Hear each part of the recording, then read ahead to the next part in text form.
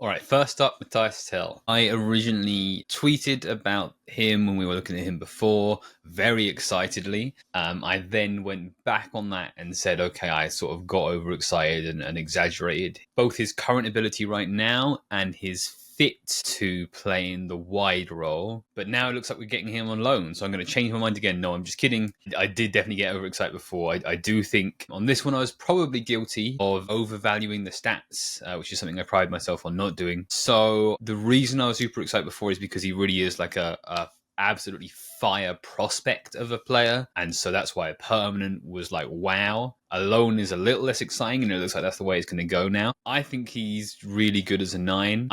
I think that he's still developing as more of a wide player, and to be honest, he's developing as more of an inside forward rather than a touchline wide player, which is what we need.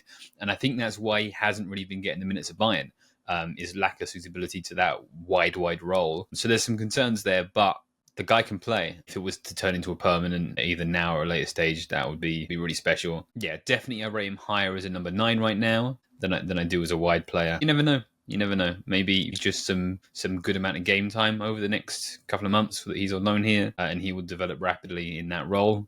And then we will, miss him before we know it, if it's just a loan. Okay, moving on. Okay, we also signed Kevin Danso. Danso, decent passer of the ball, monster in the air, fast recovery speed, defending behind him, aggressive and physical in his duels. I was a little low on him when it was announced. I've watched more of his passing and I rate that higher now than I did before. I think that when he's under pressure, he tends to just sort of get rid or play back to keeper, but maybe that is more about the team tactics than something that's innate to him.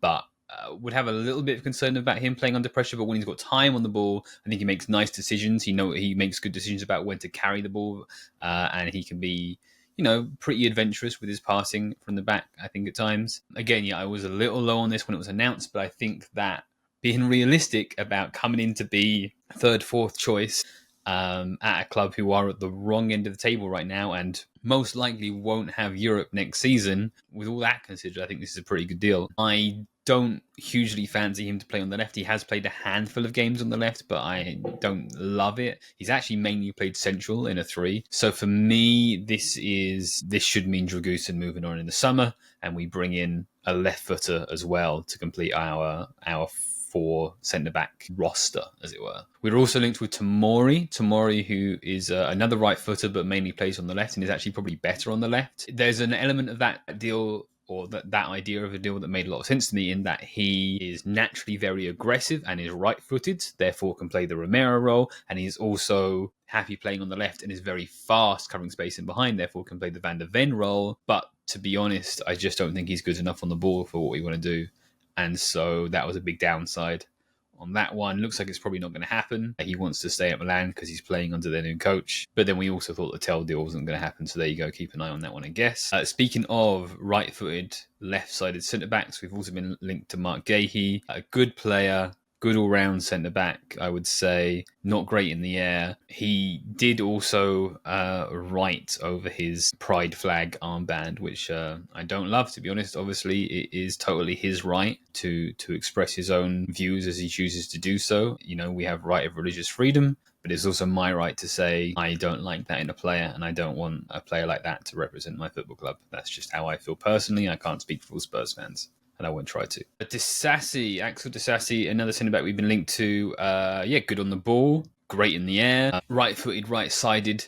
So that's probably not going to happen now with Danso done. But my concern with him, I think, was mainly just his turning speed. I think that given that, Tomori super fast, Van der Ven super fast, Danso's pretty fast, it was slightly odd to me that we were looking at a player who turns pretty slowly from what I've seen. I've not watched a ton, so take that with a grain of salt, I guess. But wasn't super high on that one. Also, would prefer we stop buying Chelsea players and Chelsea coaches all the time. Tyrese Hall's been linked with Millwall. I like that as a loan. I don't like the idea of them having an option to buy. I think Hall is a really, really special talent, and we should be looking to keep him on our books long term. Looks like we're not pursuing a deal for Tyler Dibling. I think that is short term a shame, because he super exciting prospect, but maybe short term isn't the worst thing, given that we have enough young wide players. Odebear, more, we have enough young players as it is, teenagers.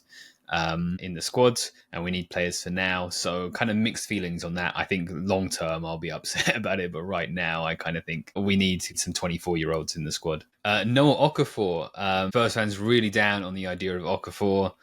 Came through at Bâle as a dribbly left winger, moved to Salzburg. Salzburg don't really use wingers, so he transitioned to being a 9 in a 2 and pairing up front. Was statistically outstanding at Salzburg, but you have to be careful with that. I really rated Patson Daka and was really upset that Leicester got Daka, but he hasn't exactly set the world on fire at Leicester. So you do have to be careful with Salzburg forwards. Okafor moves to Milan, and things haven't worked out well for him there. I actually think that when he has played, despite a lack of running games, when he's played up top, he's played well. When he's played wide, he's played well. But he's just not had the running games to build up, better form than that. And I think that's down to injuries. And I'm confused by us looking at this deal, because if you want someone who is good when they play up front, good when they play left wing, but can't string runs a game together because of injuries, just don't sell Richarlison.